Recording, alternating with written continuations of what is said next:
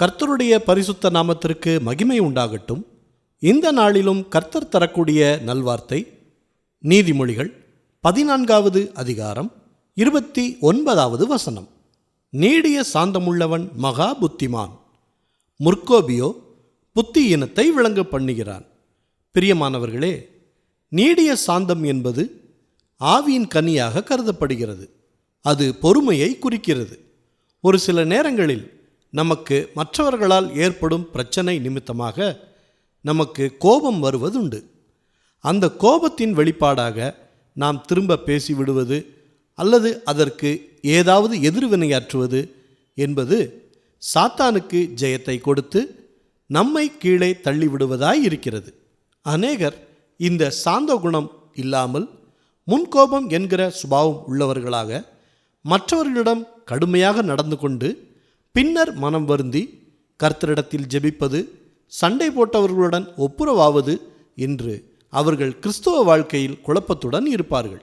வரும் பிரச்சனையை கர்த்தரிடத்தில் ஜெபித்து அல்லது வேத வசன விளக்கங்கள் கொண்டு அதனை புரிந்து கொண்டு அதற்கான தீர்வுகளை எடுத்து உடனடியாக எதற்கும் எதிர்வினை ஆற்றாமல் இருப்போமானால் நாம் நீடிய சாந்தத்தை பெற்றுக்கொண்டு மகா புத்திமானாக இருக்கலாம்.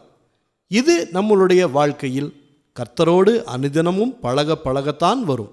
அப்படி ஆண்டவரோடு ஐக்கியத்தில் இருக்கும்போதுதான் ஆவியின் கனியை பெற்றுக்கொண்டு ஜெயம் பெற முடியும். ஜெபிப்போமா. நல்ல தகப்பனே, இந்த நல்வார்த்தையை தந்ததற்காக நன்றி செலுத்துகிறோம். இப்பொழுதும் எங்களுடைய இந்த முன்கோபம் போன்ற சுபாவங்களை எங்களிடத்திலிருந்து எடுத்து போடுங்க. நீடிய சாந்தமுள்ள அந்த ஆவியின் கனியை எங்களுக்குள்ள நீங்கள் ஊற்றுகிறதுக்காக நன்றி செலுத்துகிறோம்.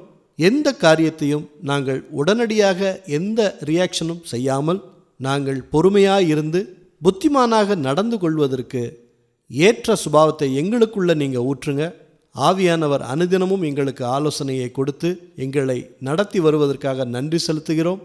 தொடர்ந்து இந்த ஆவியின் கனியை பெற்றுக்கொண்டு வாழ்க்கையில் ஜெயம் பெற எங்களுக்கு நீங்கள் அனுதினமும் உதவி செய்யுங்க.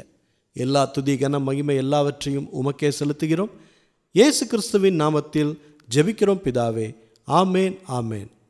இந்த நல்வார்த்தையை மற்றவர்களுக்கும் பகிர்ந்து அவர்களுக்கும் ஆசீர்வாதம் கிடைக்கச் செய்யுங்கள். கர்த்தர் உங்களை அளவில்லாமல் ஆசீர்வதிப்பாராக.